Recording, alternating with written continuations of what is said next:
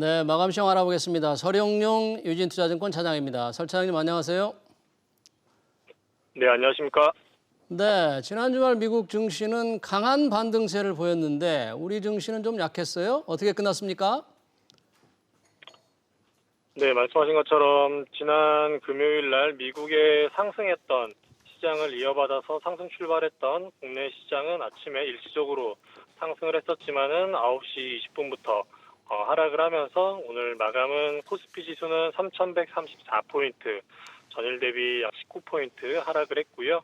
코스닥 또한 962포인트로 전일 대비 4포인트, 0.4% 정도 하락을 하면서 지난주 미국의 상승장을 이어가지 못하고 일부 차익 실현 매물들이 계속 나오면서 하락 마감을 하면서 박스권 하단에 놓여 있는 상태로 오늘 하루가 마무리되게 되었습니다.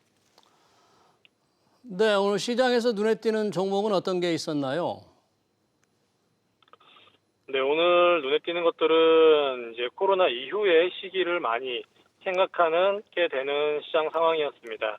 오늘 여행주라든가 항공주 그리고 면세점주들이 강세를 보였는데 호텔신라 같은 경우에는 코로나 백신 접종률이 증가를 하면서 하반기에는 이제 글로벌 여행이 국제 여행이 가능해진다라면 면세점 산업이 다시 실적을 재개할 수 있다라는 기대감으로 연일 상승을 보이고 있는 상황입니다.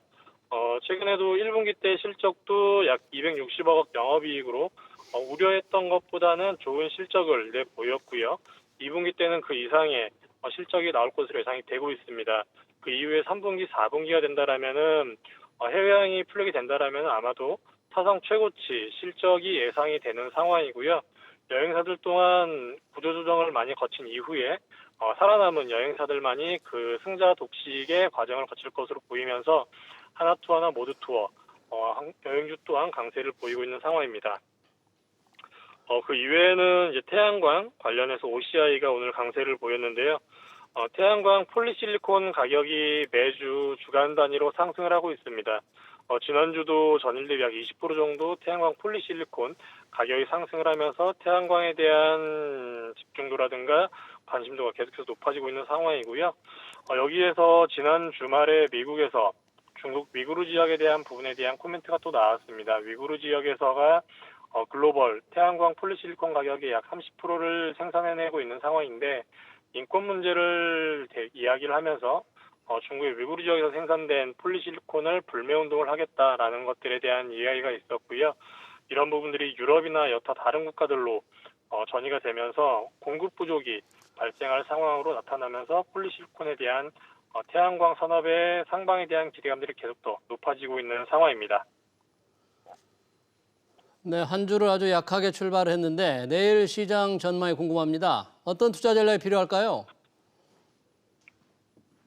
네, 물론 이제 오늘 밤 미국 시장의 동향에 따라서 내일 시장의 방향이 조금 판가름 나긴 하겠지만은 시장의 색깔은 지난주와는 또 다르게 계속해서 흘러갈 것 같습니다. 그간 경기 민감주였던 조선철강, 화학 같은 것들이 강세를 당분간 보였었더라면은 지금은 코로나 이후에 회복이 될 것 같은 산업들, 앞서 말씀드렸던 면세점, 여행, 항공, 이러한 이제 백신 접종이 높아지면서 해외여행이 가능해지고 그 이후에 소비를 하게 되면서 수혜를 입게 되는 산업 섹터들에 대한 리밸류에이션이 있는 구간인 것 같고요. 이런 것들로 인해서 여행, 항공, 면세점 섹터들이 지속해서 실적 대비 저평가 구간이기 때문에 재평가를 받을 수 있는 구간으로 예상이 되고 있습니다. 그뿐만 아니라 최근에 ESG 경영이 계속해서 화두가 되고 있는 상황입니다. 이러한 부분들로 인해서 탄소 배출권이라든가 신재생 에너지 관련된 산업군을 담당하고 있는 섹터들이 지속해서 강세에 대한 기관들의 저가 매수세가 계속해서 이어질 것으로 예상이 되고 있는 상황입니다. 네, 마감 시황 잘 들었습니다. 지금까지 설영룡 유진투자증권 차장이었습니다. 고맙습니다.